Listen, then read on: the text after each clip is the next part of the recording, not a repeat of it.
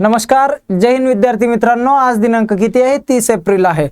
काल झालेल्या जे काही महत्त्वपूर्ण घडामोडी आहेत त्याबद्दल आज आपण या व्हिडिओमध्ये पाहणार आहोत। मित्रांनो, परीक्षा कोणती जरी असेल तरी तुम्हाला चालू घडामोडी या विषयावर हमखास प्रश्न विचारले जातात, बरोबर ना? आत्ताच जी काही तलाठी भरती आहे, सरळ सेवा भरती आहे, ही TCS घेणार, हे काल तुम्हाला समजलंच असेल। सरांचा व्हिडिओ तुम्ही बघितलाच असेल। त्यासाठी तुम्हाला चालू घडामोडीसाठी अपडेटेड राहावं लागणार आहे। अपडेटेड राहायचं असेल तर आमच्यासोबत जुळा, आम्ही तुम्हाला अपडेटेड ठेवू।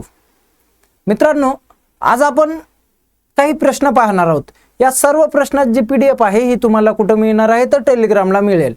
बघा मित्रांनो, आजचा जो आपला पहिला प्रश्न आहे, बघा आजचा आपला पहिला प्रश्न काय आहे?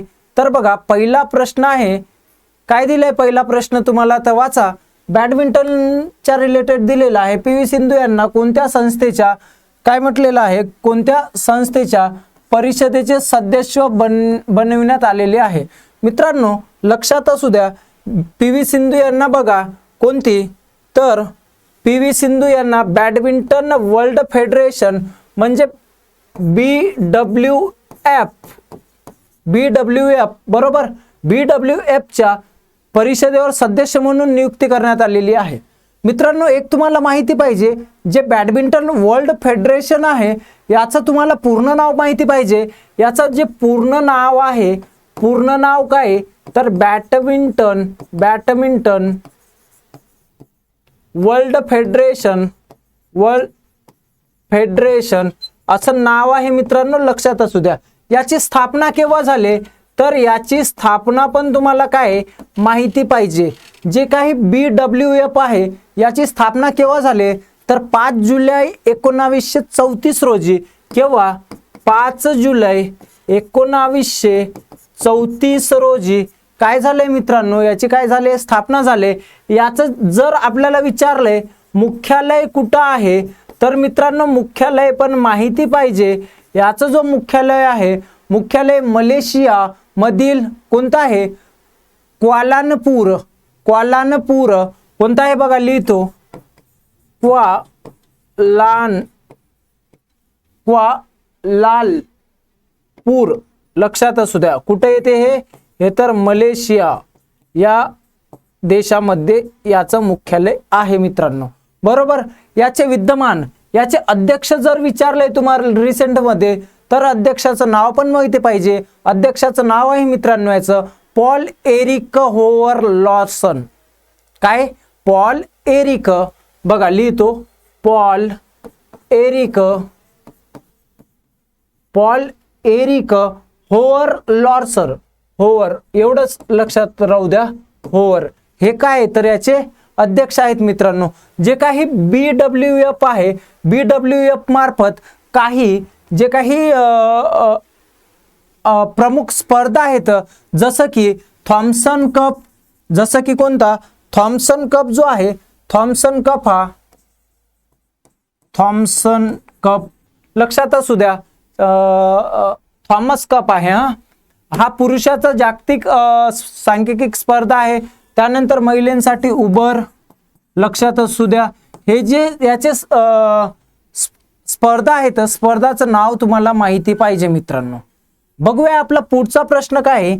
तर पुढचा प्रश्न काय देण्यात आलेला आहे? बघा, पुढचा प्रश्न आहे तुमचा IPL मध्ये, कुठं? IPL मध्ये 9000 धावा करणारा पहिला खेळाडू कोण? मित्रांनो, लक्षात असू द्या, IPL मध्ये 9000 धावा पूर्ण करणारा हा खेळाडू कोणी नसून किंग कोहली आहे, तर विराट कोहली हे आहे मित्रांनो या प्रश्नाचं काय योग्य उत्तर। बघा, विराट कोहलीने इंडियन प्रीमियर लीग मध्ये किती हजार धावा?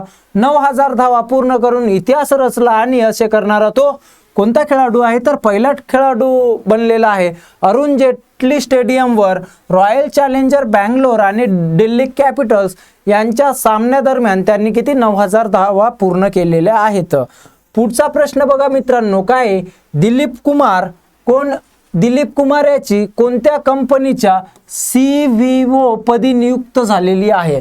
मित्रांनो, जे काही कोण दिलीप कुमार आहेत, बरोबर, दिलीप कुमार यांची बघा सेल कोणती? Steel authority of Indian limited म्हणजे सेल या सार्वजनिक क्षेत्रातील उपक्रमामध्ये पारदर्शकता आणि उत्तरदायित्व अधिक मजबूत करण्याच्या दिशेने एक महत्त्वाचे पाऊल म्हणून कोणतर दिलीप कुमार यांची मुख्य दक्षता अधिकारी CVO म्हणून पदभार स्वीकारलेला आहे। मित्रांनो, तुम्हाला एक गोष्ट माहिती पाहिजे बघा, जे काही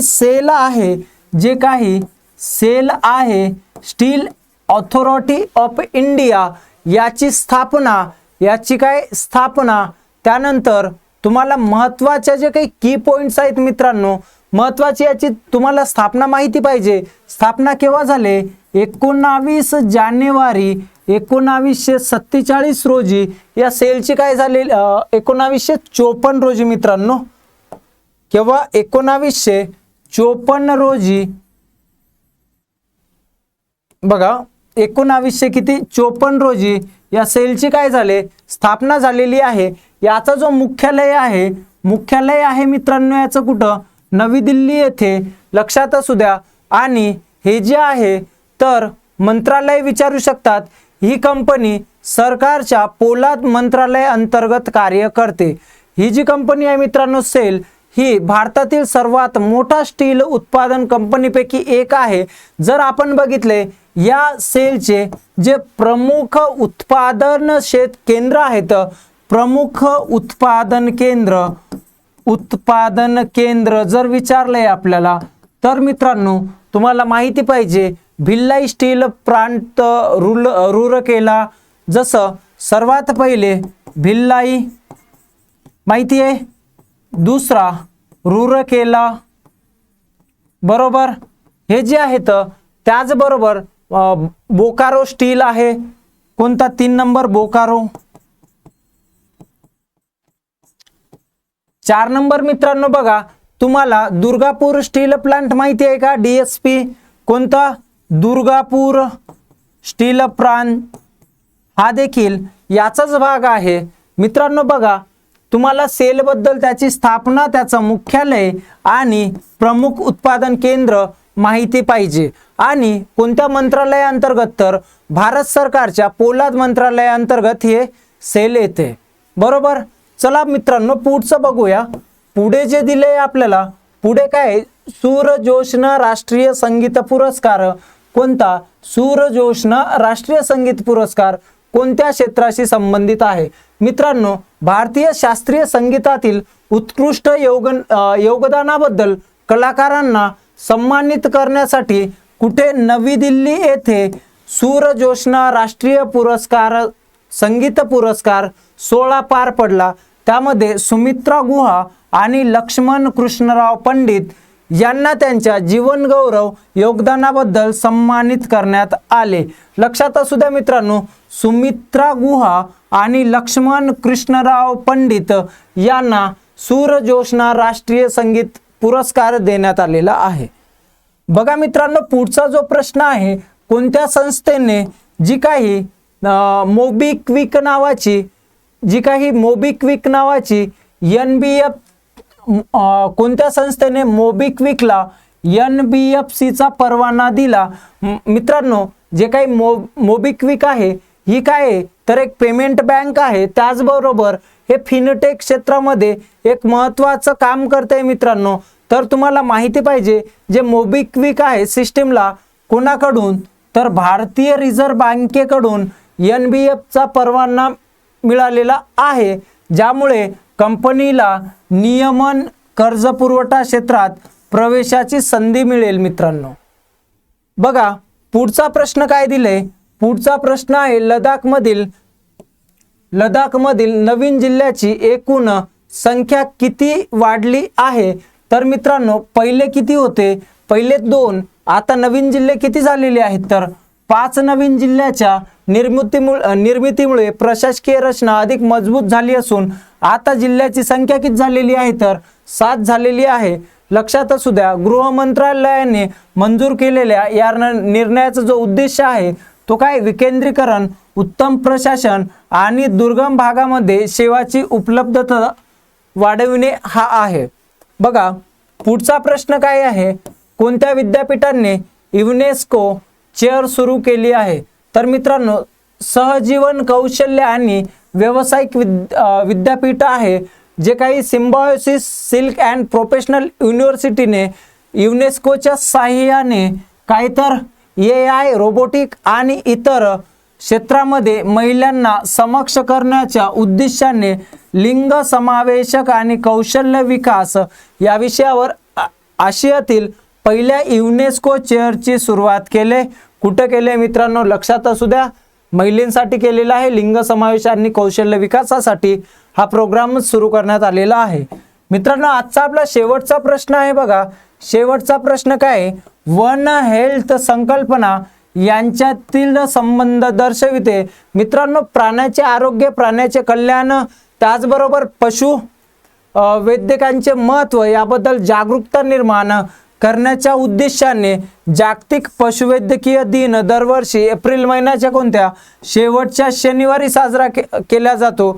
या दिवसाचे आयोजन जागतिक पशुवैद्यक संघटनेद्वारा केले जाते आणि वन हेल्थ संकल्पनेच्या माध्यमातून मानव, प्राणी आणि पर्यावरण यांच्यातील संबंधावर प्रकाश टाकला जातो। मित्रांनो बघा, काय सांगितलंय तुम्हाला, तर हे जे आहे याबद्दल चालू घडामोडीवर तुम्हाला कंपल्सरी 1 ते 2 प्रश्न विचारले जातील।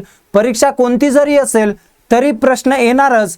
त्यासाठी मित्रांनो, तुम्हाला दररोज आमच्या सोबत सकाळी किती 8 वाजता जुळायचं आहे आणि तुम्हाला दररोजच्या दररोज चालू घडामोडीचे व्हिडिओ तसेच ही पूर्ण PDF तुम्हाला टेलिग्राम चॅनलवर मिळून जाणार। मित्रांनो, भेटूया उद्या याच वेळेला। तोपर्यंत सर्वांना जय हिंद।